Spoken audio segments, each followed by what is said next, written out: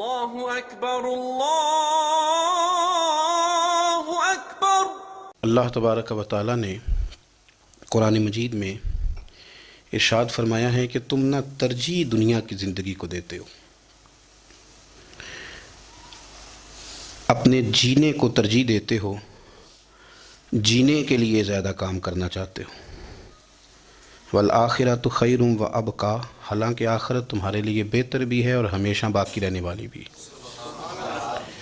تم ترجیح دنیا کی زندگی کو دیتے ہو، حالانکہ آخرت تمہارے لیے بہتر بھی ہے۔ والآخرۃ خیر و ابقیٰ، اور ہمیشہ باقی رہنے والی بھی۔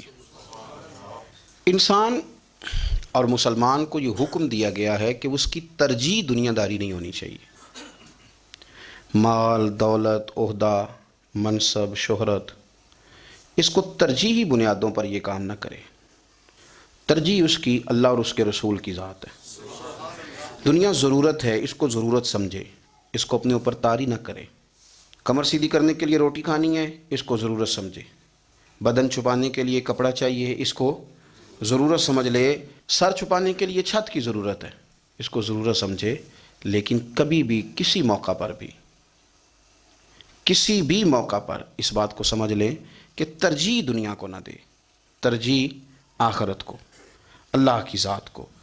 ہماری آخرت کس طرح ٹھیک ہو سکتی ہے، آخرت میں کامیاب کس طرح ہو سکتے ہیں، آخرت میں اللہ تعالیٰ کی رضا کیسے پا سکتے ہیں، اس کو ترجیح دینی چاہیے۔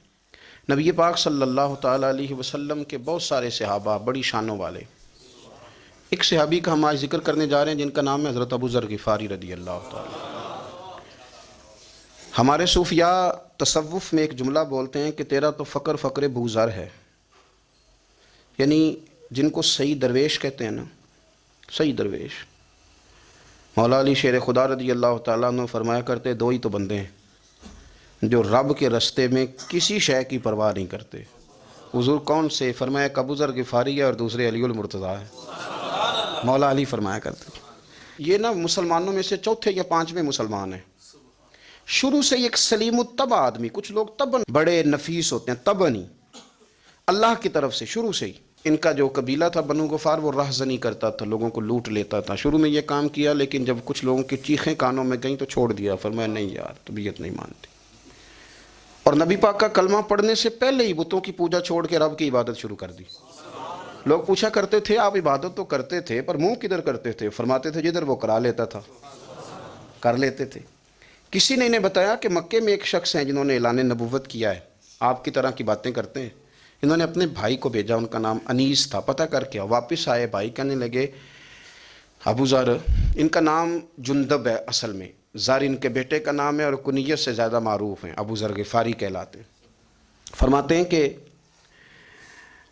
بھائی نے آ کے بتایا کہ وہ نیکی کا حکم دیتے ہیں، برے کاموں سے منع کرتے ہیں، صلہ رحمی کا پیغام دیتے ہیں، لیکن لوگ سارے مخالف ہیں۔ یہ چیز بھی بڑی کاؤنٹ ہوتی ہے، اسے نہ کاؤنٹ کیا کریں۔ لوگوں کی ترجیحات بدلتی ہیں، صبح کچھ، دوپہر کچھ، شام کچھ، اسے نہ کاؤنٹ کریں۔ انہوں نے اس بات کو کاؤنٹ کر کے بتایا کہ لوگ ان کے جو ہیں نا وہ مخالف ہیں سارے۔ تو حضرت ابو ذر غفاری کہنے لگے مجھے تسلی نہیں ہوئی، میں خود جا کے پتہ کروں گا۔ کہتے ہیں مکہ شریف آیا تو کسی ایسے آدمی سے پوچھ بیٹھا، میں تو کچھ اور سمجھا تھا، وہ کچھ اور نکلا۔ مکے والوں نے بڑا مارا۔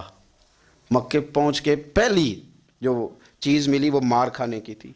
اب میں ڈرتے کسی سے پوچھتا ہی نہ، بھوک بھی بڑی تھی، رہنے کو جگہ نہیں تھی، حرم شریف میں لیٹا رہتا تھا۔ میرے نصیب دیکھو، مجھے ایک شخص نے نا آ کے ہلایا، کہنے لگے اگر مناسب سمجھیں تو میں آپ کو دیکھ رہا ہوں کافی دیر سے، آپ کوئی پردیسی ہیں، آپ کا اپنا مہمان نہ بنا لوں؟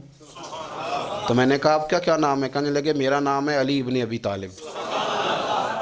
کہتے ہیں مولا کائنات گھر لے گئے، کھانا بھی کھلایا، جگہ بھی دی سونے کو، خدمت بھی کی، لیکن چونکہ میں تو پہلے ایک سے پوچھ کے مار کھا بیٹھا تھا، میں نے پوچھا نہیں میں کدھر آیا ہوں۔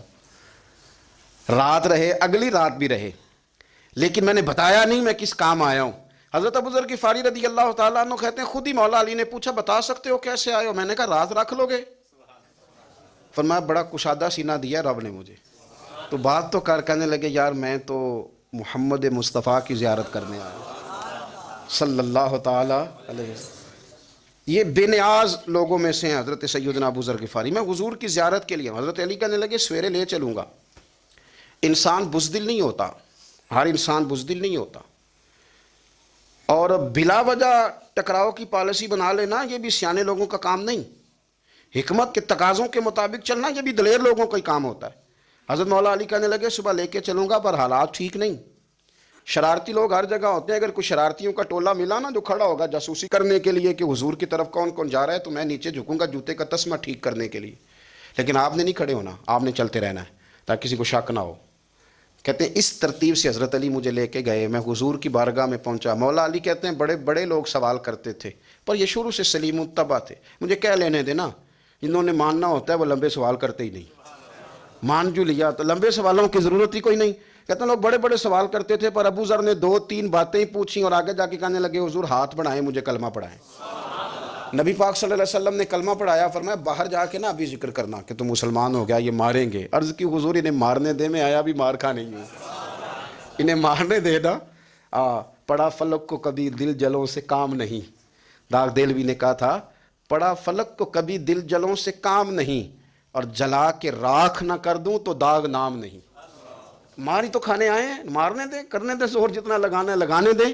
باہر جا کے اعلان کیا. مکے والوں نے مارا، اتنا مارا کہ بے ہوش ہو گئے. پھر کسی نے بتایا کہ تم نے گزرنا بھی ہے ان کے علاقے سے، بنو غفار سے. پھر ان کا پتہ بھی ہے یہ لوگ بڑے سخت ہیں. پھر چھوڑا. تبن بڑے جلالی تھے، زاہد مزاج تھے. فرماتے تھے کہ جو تمہاری ضرورت سے زیادہ ہے وہ سارا صدقہ کرو. کنز کے معاملے میں ان کا رویہ یہ تھا. صرف حضرت صدیق اکبر کو کچھ نہیں کہا انہوں نے، باقی حضرت عمر جیسے آدمی کو بھی کھڑا کر کے کہہ لیتے تھے یہ مال کیوں رکھا ہوا ہے خزانے میں، بانٹتے کیوں نہیں سارا. اور جناب عثمان غنی رضی اللہ تعالیٰ عنہ کے ساتھ تو باقاعدہ کئی دفعہ اس موضوع پر گفتگو کی. وہ کہتے تھے کہ جب اللہ کہتا ہے قرآن میں کہ مال دولت جمع نہیں کرنی، تو وہ جو لوگ تھے وہ بھی بڑی شانوں والے تھے. وہ کہتے تھے کہ اللہ نے جب زکوٰۃ فرض کی تو مال جمع ہوتا ہے تو زکوٰۃ فرض ہوتی ہے نا. جب فطرانے کا کہا تو مال ہوتا ہے تو فطرانہ آتا ہے نا. تو آپ جو کہہ رہے ہیں وہ ٹھیک ہے پر آپ اعلیٰ بات کر رہے ہیں تقوی کی، سارا بانٹو. تو حضرت ابو ذر غفاری کہتے تھے چلو ٹھیک ہے تمہاری بھی بات مان لیتا ہوں، پر یہ بتاؤ مدینے والے کا اپنا طریقہ کیا ہے. کہ بھائی حضور کا طریقہ تو وہی ہے جو آپ بتا رہے ہیں. تو فرمانے لگے پھر اس رستے نہ چلیں جو رستہ مدینے والے رسول کا ہے. اور حضور سے، نبی پاک سے عشق کرتے بڑا کھل کے. یہ صحابہ صفہ میں سے تھے. کلمے پڑھنے کے بعد چونکہ طبیعت جلالی تھی تو حضور نے بھیج دیا، فرمایا واپس جاؤ اپنے قبیلے میں تبلیغ کرو. واپس گئے، بھائی کو مسلمان کیا، والدہ کو مسلمان کیا، قبیلہ سارا مسلمان کیا، وہیں رہے. ہجرت مدینہ کے بعد آئے تبوک کے موقع کے قریب، اور حضور نے صحابہ صفہ میں رکھ لیا. نوکری کرتے مدینے والے رسول کی، دلیر آدمی تھے، بڑا قبیلہ تھا، پر ڈیوٹی کرتے، ڈیوٹی خدمت کرتے. ایک بیٹا تھا زار اس کا نام تھا، اس کی ڈیوٹی لگائی تم نے میرے نبی پاک کے اونٹ چرانے. ڈاکو آئے تو صاحبزادہ اونٹوں کی اونٹنیوں کی حفاظت کرتے شہید ہو گیا. اور یہ انوکھا بندہ ہے جس نے شرط لگائی تھی کہ میں نے کالی سیاہ رنگ کی عورت سے شادی کرنی. یہ انوکھا بندہ ہے. ایک بیٹی تھی، ایک بیٹا، بیٹا شہید ہو گیا. بیوی سے کہا تم نے نبی پاک کے گھر میں خدمت کرنی ہے، حضور کے گھر والوں، اور میں نبی پاک کی نوکری کروں گا. حضور کی خدمت کرتے، ہر وقت خدمت میں رہتے. اور حضور جب آتے نا، صحابہ صفہ میں یہ شامل تھے جو لوگ دین سیکھتے. حضور جب آتے تو سب سے پہلے آ کے حضرت ابو ذر غفاری کا پوچھتے، بلائیں. اور جب بات کرتے حضور تو بار بار ان کو مخاطب کر کے بات کرتے. حضرت ابو ذر غفاری رضی اللہ تعالیٰ عنہ کا نبی پاک سے اتنا پیار کہ ہماری بھی مشکل حل کر دی. ابو داؤد شریف میں موجود ہے. ایک دن کہنے لگے یا رسول اللہ صلی اللہ علیہ وسلم، اگر کوئی بندہ کسی سے پیار بڑا ہی کرے پر اس جیسے عمل نہ کر سکے، کوشش کرے کرنا. لوگ ہمیں کہتے ہیں نا جی پیار بڑا، عمل بھی تو کرو نا. بھی کرنا چاہیے پر انسان ہے نا، غلطی بھی تو ہو ہی جاتی ہے. اب ہم عمل نہیں کر سکتے تو تم ہمیں پیار بھی نہیں کرنے دو گے؟ مہربانی کرو پیار تو کرنے دو نا. حضرت ابو ذر غفاری نے کہا، ابو داؤد شریف میں موجود ہے، یا رسول اللہ صلی اللہ تعالیٰ علیہ وآلہ وسلم، حضور پیار بڑا کرے پر ان جیسے عمل نہ کرے تو حکم کیا ہے؟ تو حضور نے فرمایا پیار سچا کرے، اللہ قیامت کے دن جس سے محبت کرے گا نا اس کے ساتھ ہی دونوں کو اکٹھا فرما دے گا. تو حضرت ابو ذر نے فوراً کہا، حضور پھر مجھے آپ سے بھی بڑا پیار ہے، رب سے بھی بڑا پیار ہے. فرمایا فکر نہ کرنا، جنت میں اکٹھے ہی جائیں گے. اتنی محبت رسول پاک کی ذات کے ساتھ. حضور کی نوکری کرنا. ایک دن خدمت کرتے کرتے سو گئے. حضور مسجد میں آئے پتہ کرنے کہ ابو ذر آرام کر رہا ہے. یہ بھی مزہ ہوتا ہے، خیال رکھنا اپنے درویشوں کا، کیا کھایا کیا پیا کہاں سوئے. حضور رات کو آئے، یہ سوئے ہوئے تھے. فرماتے ہیں حضور نے میرا انگوٹھا ہلایا، میں اٹھ کے بیٹھ گیا. حضور بھی میرے پاس بیٹھ گئے. اور میں ابو ذر بڑا پیار کرتے ہو؟ سونے آپ کو پتہ ہی ہے. کہا یار تو بڑی نوکری کرتا ہے، ایک دن وہ بھی آئے گا جس دن تجھے میری مسجد اور میرے شہر سے جانا پڑے گا، پھر کیا کرو گے؟ تو عرض کی حضور کسی کی طاقت ہے مجھے آپ کے شہر سے نکالے؟ میں تلوار نکال لوں گا۔ تو نبی پاک نے فرمایا تلوار نہ نکالنا، جہاں تمہیں بھیجا جائے چپ کر کے چلے جانا۔ حضور کب تک؟ فرمایا جب تک اللہ تیری اور میری ملاقات نہیں کرا دیتا، یعنی وصال تک۔ یہ واحد شخص ہیں کہ حضور کے وصال ظاہری کا وقت آ گیا تو فرمایا کوئی میرے ابو ذر کو بلاؤ۔ جب یہ آئے تو حضور لیٹے ہوئے تھے، یہ جھکے نبی پاک کی طرف، حضور میں حاضر ہوں، تو حضور نے پکڑ کے سینے کے ساتھ لگا لیا۔ میرے رسول پاک صلی اللہ علیہ وسلم کی خدمت میں ایک دفعہ عرض کرنے لگے حضور مجھے صوبے کا گورنر بنا دیں۔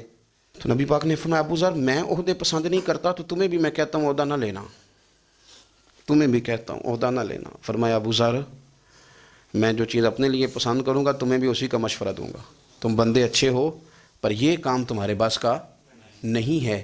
بڑے زاہد آدمی میرے رسول کریم صلی اللہ تعالیٰ علیہ وآلہ وسلم نے ان کے بارے میں فرمایا جس طرح نبیوں میں حضرت عیسیٰ علیہ السلام ہوئے، حضرت عیسیٰ دیکھیں نا، انبیاء میں اللہ تعالیٰ نے ہر قسم کی عظمت نبیوں کو دیں۔ جناب سلیمان علیہ السلام کا تو تخت بھی ہوا میں اڑتا تھا، جن تک تابع دار تھے، اور نبیوں میں حضرت عیسیٰ بھی ہیں جن کے پاس گھر بھی کوئی نہیں، شادی بھی کوئی نہیں کی، اینٹ سرانے رکھ کے تکیہ بناتے، ایک ان کے پاس کنگھی تھی اور ایک پیالہ تھا۔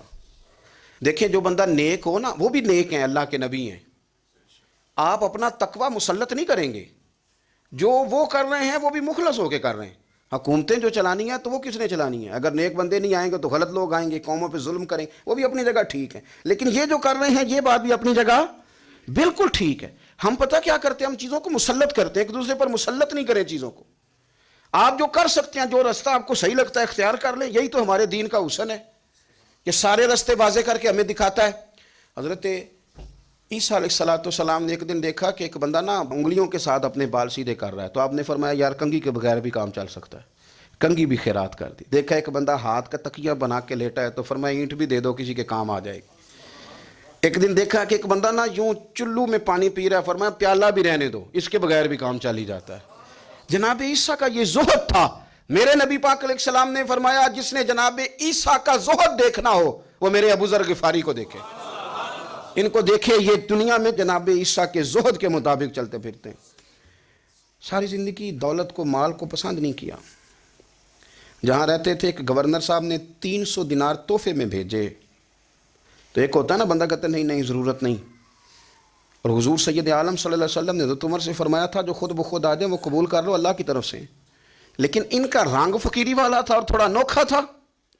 300 دینار آئے تو فرمانے لگے اسے جا کے کہو تمہیں کوئی اور بندہ نہیں ملا دھوکہ دینے کے لیے، میرے گھر ہی مال بھیج دیا ہے۔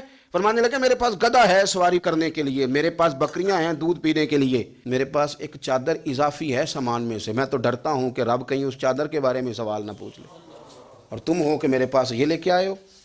حضرت عثمان غنی کے پاس جا کے کہا کرتے کتنا لوگوں کے پاس پیسہ آ گیا ہے، ہر بندے کے گھر میں مال ہے، یہ کیا ہو رہا ہے، لوگوں سے کہیں خرچ کریں غریبوں پہ۔ حضرت عثمان غنی فرمانے لگے تمہیں تو خوش ہونا چاہیے کہ میرے دور میں لوگ خوشحال ہو گئے ہیں۔ آپ فرمانے لگے نہیں، وہ والا رنگ زیادہ بہتر ہے جو مدینے والے نے اختیار فرمایا ہے، کیونکہ کچا رنگ للاری والا چڑھدا تے لیندا رہندا عشق تیرے دا رنگ محمد، جدوں چڑھ جائے پھر نہیں لیندا۔ آپ کی طبیعت کے اندر دولت سے بیزاری۔ حضرت ابو درداء، حضرت ابو موسیٰ اشعری، حضرت ابو ہریرہ رضی اللہ تعالیٰ عنہ، یہ سمجھ لیں ان کے کلاس فیلو تھے، ان کے ساتھ پڑھا تھا انہوں نے۔ حضرت ابو ذر غفاری ان پر بھی جلال کرتے۔ آپ یقین کریں کہ طبیعت نا ایسے کیف میں آ گئی ان کو پڑھ کے، ان کو پڑھا جب کچھ دنوں سے تو کچھ انوکھا، یہ انوکھی وجہ ہے، سارے زمانے سے نرالے ہیں، یہ بندے کون سی بستی کے یارب رہنے والے ہیں، یہ کس طرح کے لوگ ہیں، کیا سوچ ہے۔ حضرت ابو درداء رضی اللہ تعالیٰ عنہ کے گھر کے قریب سے گزرے تو حضرت ابو درداء مکان بنا رہے تھے، کیا جملہ کہا، تڑپ گئی روح۔ فرمانے لگے ابو درداء تجھ سے مجھے یہ امید نہیں تھی یار۔ فرمایا کیا ہوا؟ فرمانے لگے اب تیرا مکان بنانے کے لیے بھی اللہ کے بندوں کی پشتوں پر اینٹیں رکھی جائیں گی، تیرا مکان بنانے کے لیے رب کے بندوں کی پشتوں پر اینٹیں تیرے لیے۔ حضرت ابو درداء نے گردن جھکا لی، فرمایا یار جہاں تو ہے نا تو بالکل ہی ٹھیک کہتا ہے۔ کیوں؟ میرے نبی پاک صلی اللہ علیہ وسلم نے فرمایا اس زمین کے اوپر اور آسمان کے نیچے ابو ذر غفاری سے سچا بندہ کوئی نہیں، ان سے زیادہ سچا کوئی نہیں۔ فرمایا تو ٹھیک کہتا ہے یار، صحیح کہتا ہے۔ حضرت ابو موسیٰ اشعری رضی اللہ تعالیٰ عنہ کو گورنر بنا دیا گیا عراق کا۔ اب حضرت ابو موسیٰ اشعری صحابہ میں ایک بڑے جلیل القدر صحابی ہیں، اور ان کی عظمتیں، رفتیں، بلندیاں کیا کہنا، بڑی گہری دوستی تھی۔ لیکن جب وہ گورنر بن گئے نا تو آپ نے فرمایا بس بھائی اب تو نے عہدہ لے لیا ہے، یہ بندے کو ٹھیک نہیں رہنے دیتی چیزیں، اب تو عہدے میں چلا گیا۔ بڑی مدت کے بعد ملاقات ہوئی حضرت ابو موسیٰ اشعری کے ساتھ، وہ دوڑ کے آئے حضرت ابو ذر غفاری کے گلے ملنے، میرا بھائی میرا بھائی۔ فرمایا پیچھے ہٹ جا، میں نہیں تیرا بھائی، تو گورنر ہے، میں غریب آدمی ہوں، اپنا کام کر۔ پھر دوڑ کے آئے، فرمایا ابو ذر تو میرا بھائی ہے یار، اکٹھے پڑھتے تھے حضور۔ فرمایا نہیں جا، تو نہیں میرا۔ پھر آئے، جانتے تھے نا یہ سچا بندہ ہے، یہ سچا بندہ ہے، یہ تقریروں والا نہیں، صرف وعظوں والا نہیں، اس کے اندر بھی بڑی سچائیاں ہیں۔ قریب آئے، آ کے کہا یار تو میرا بھائی ہے، میرے سینے لاگ۔ فرمانے لگے تو تیسری بار آیا ہے، مومن ہے، میں منہ نہیں موڑ سکتا، پر پہلے مجھے بتا گورنر بننے کے بعد تو نے مکان کتنے بنائے، باغ کتنے لگائیں، چکیاں کتنی لگائیں، کتنے تو نے چیزیں بنائی ہیں، پہلے بتا۔ تو ابو موسیٰ اشعری نے ان کا ہاتھ پکڑا، رونے لگے، کہنے لگے جس محبوب سے تو نے تربیت لی ہے میں بھی انہی کا نوکر ہوں، جن کپڑوں میں میں عراق گیا تھا میرے ہاتھ بھی وہی ہیں یار، کیا بات کرتا ہے تو، میرے وہی ہیں۔ مجھے بتا اگر یہ عہدے خدمت کے ہم نہیں لیں گے تو پھر کیا ظالموں کو دیں گے، غیروں کو دیں گے؟ نہ کر، کچھ نہیں بنایا۔ حضرت سیدنا ابو موسیٰ اشعری رضی اللہ تعالیٰ عنہ روئے، اور جب کہا نا کوئی شے نہیں میرے پاس، تو فرمایا اچھا چل آ جا، پھر سینے لگ جا، تو واقعی میرا بھائی ہے۔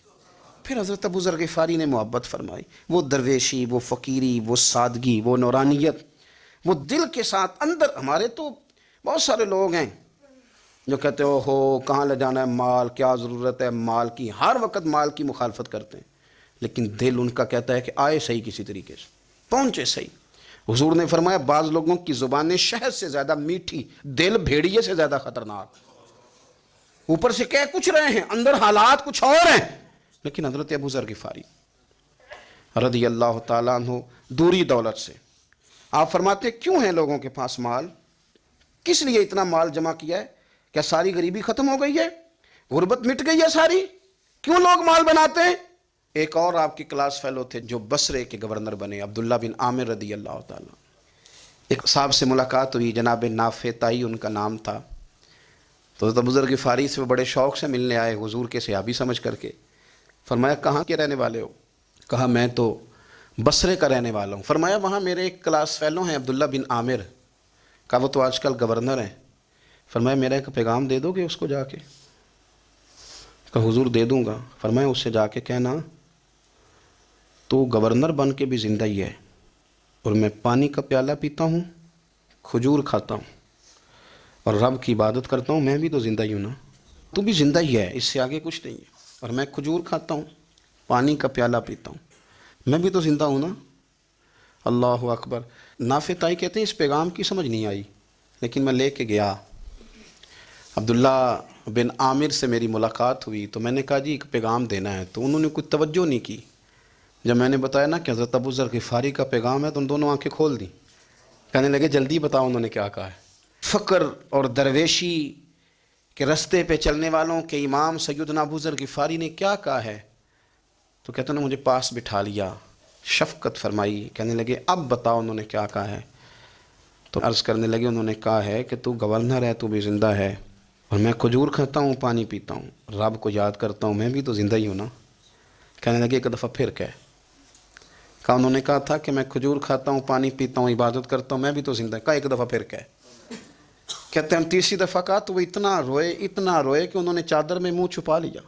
کہنے لگے یار وہ ٹھیک ہی کہتا ہے، وہ صحیح کہتا ہے، اتنا مال، اتنے عہدے، اتنی چیزیں، اتنا کچھ جمع کر کے رکھا ہے، ان کا حساب دینا، ان چیزوں کی اللہ کے حضور کیا عذر پیش کریں گے، کس طرح رب کی بارگاہ میں بتائیں گے، کیا وجہ تھی، کن چکروں میں ہم نے زندگی گزار دی۔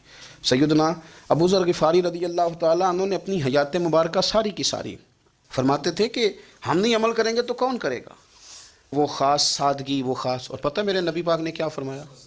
فرمایا مجھے میرے رب نے حکم دیا ہے کہ میں 4 لوگوں سے پیار کروں، اللہ اکبر، کاش کبھی آپ اس حدیث کے جملوں کو سمجھیں۔